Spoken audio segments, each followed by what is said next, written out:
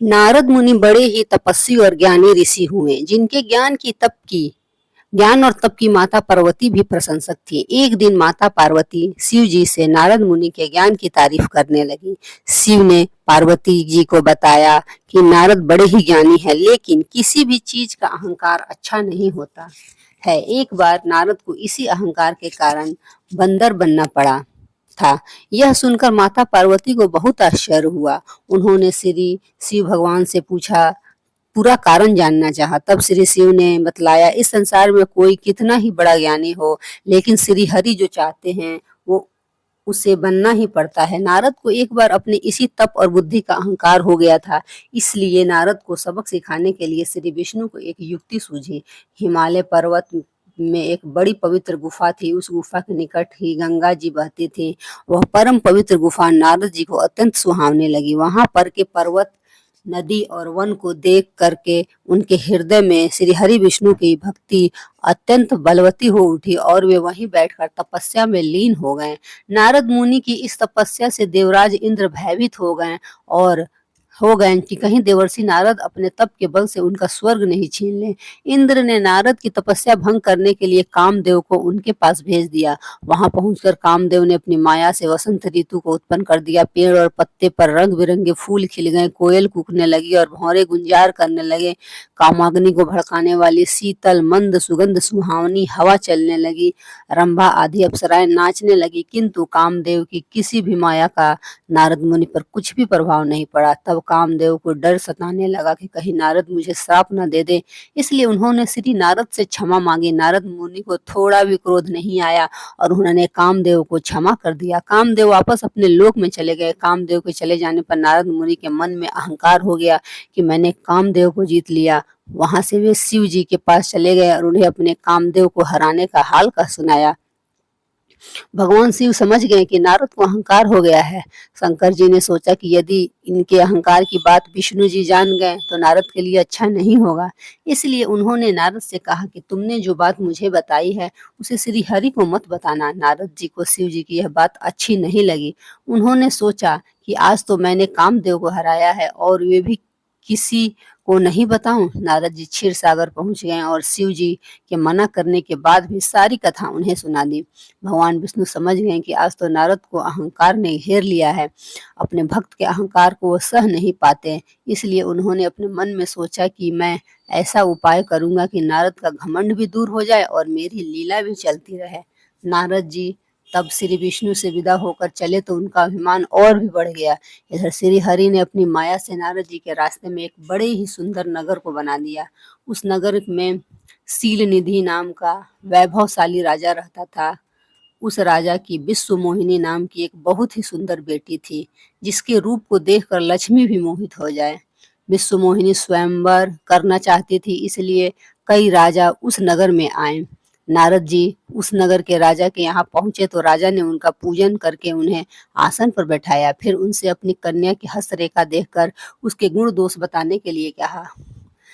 उस कन्या के रूप को देखकर नारद मुनि वैराग्य भूल गए और उसे देखते ही रह गए। उस कन्या की हस्तरेखा बता रही थी कि उसके साथ जो विवाह करेगा वह अमर हो जाएगा।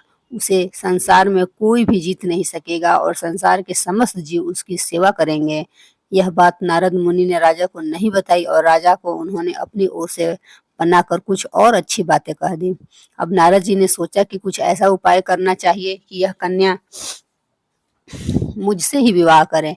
ऐसा सोचकर नारद जी ने श्री हरि को याद किया और भगवान विष्णु उनके सामने प्रकट हो गए। नारद जी ने उन्हें सारी बात बताई और कहने लगे, हे नाथ, आप मुझे अपना सुंदर रूप दे दें ताकि मैं उस कन्या से विवाह कर सकूं। भगवान हरि ने कहा, हे नारद, हम वही करेंगे जिसमें तुम्हारी भलाई हो। यह सारी विष्णु जी की ही माया थी। विष्णु जी ने अपनी माया से नारद जी को बंदर का रूप दे दिया। नारद जी को यह बात समझ में नहीं आई। वो समझे कि मैं बहुत सुंदर लग रहा हूँ।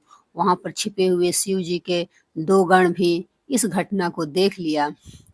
ऋषिराज नारद तत्काल विश्व मोहिनी के स्वयंवर में पहुंच गए और साथ ही शिव जी के वे दोनों गण भी ब्राह्मण का रूप बनाकर वहां पहुंच गए। वे दोनों गण नारद जी को सुनाकर कहने लगे कि भगवान ने इन्हें इतना सुंदर रूप दिया है कि राजकुमारी सिर्फ इन पर ही रिझेगी। उनकी बातों से नारद जी मन ही मन बहुत खुश हुए। स्वयं भगवान विष्णु भी उस स्वयंवर में एक राजा का रूप धारण कर आ गए। विश्व मोहिनी ने कुरूप नारद की तरफ देखा भी नहीं और राजा रूपी विष्णु के गले में वरमाला डाल दी। मोह के कारण नारद मुनि की बुद्धि नष्ट हो गई थी। राजकुमारी द्वारा अन्य राजा को वरमाला डालते देख वे परेशान हो उठे। उसी समय शिव जी ने गणों ने ताना कसते हुए कहा, नारद जी से कहा, जरा दर्पण में अपना मुंह तो देखिए। मुनि ने जल में झांक कर अपना मुंह देखा तो अपनी कुरूपता देखकर गुस्सा हो उठे। गुस्से में आकर उन्होंने शिव जी के उन दोनों गणों को राक्षस हो जाने का शाप दे दिया। उन दोनों को शाप देने के बाद मुनि ने एक बार फिर से जल में अपना मुंह देखा तो उन्हें अपना असली रूप फिर से मिल चुका था।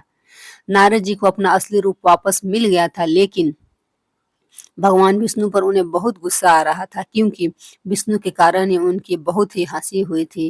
वे उसी समय विष्णु जी से मिलने के लिए चल पड़े। रास्ते में ही उनकी मुलाकात विष्णु जी से हुई। उनके साथ लक्ष्मी जी और विश्व मोहिनी भी थी।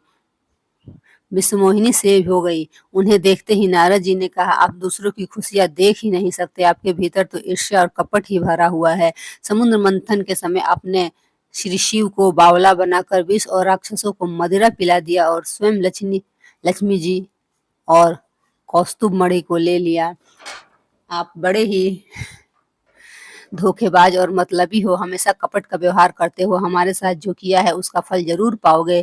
आपने मनुष्य रूप धारण करके विश्व मोहिनी को प्राप्त किया है, इसलिए मैं आपको साफ देता हूँ कि आपको मनुष्य जन्म लेना पड़ेगा। आपको हमें स्त्री से दूर किया है, इसलिए आपको भी स्त्री से दूरी का दुख सहना पड़ेगा। और आपने मुझको बंदर का रूप दिया, इसलिए आपको बंदरों की से ही मदद लेनी पड़े। नारद के साप को श्री विष्णु ने पूरी तरह स्वीकार कर लिया और उन पर से अपनी माया को हटा लिया।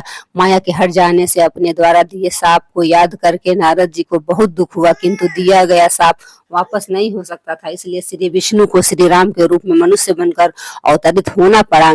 शिव जी के उन दोनों गणों ने जब देखा कि नारद अब माया से मुक्त हो चुके हैं, तो उन्होंने नारद जी के पास जाकर और उनके चरणों में गिरकर कहा, हे मुनिराज, हम दोनों शिव जी के गण हैं। हमने बहुत बड़ा अपराध किया है, जिसके कारण हमें आपसे शाप मिल चुका है। अब हम अपने शाप से मुक्त करने की कृपा करें। नारद जी बोले, मेरा शाप झूठा नहीं हो सकता, इसलिए तुम दोनों रावण और कुंभकर्ण के रूप में महान ऐश्वर्यशाली बलवान और तेजवान राक्षस बनोगे और अपनी भुजाओं के बल से पूरे विश्व पर विजय प्राप्त करोगे। उसी समय भगवान विष्णु राम के रूप में मनुष्य रूप धारण करेंगे। युद्ध में तुम दोनों उनके हाथों से मारे जाओगे और तुम्हारी मुक्ति हो जाएगी। धन्यवाद दोस्तों। जय श्री राम।